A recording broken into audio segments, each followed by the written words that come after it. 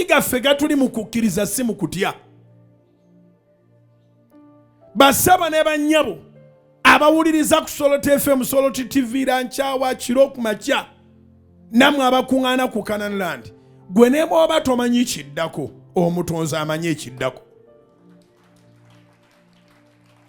Ekitutiisa oluusi ogamba naye kaakatono bw'anfulumya mu nnyumba ye nzirawa.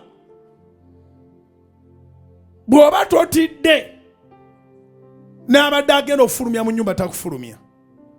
Bw'oba totidde ne bw'amala n'akufulumya, Katonda aba ayina awaddako. So amaanyi gaffe gayina kutubeera mu kwesiga. Amaanyi gaffe gayina kutubeera mu kwesiga Katonda.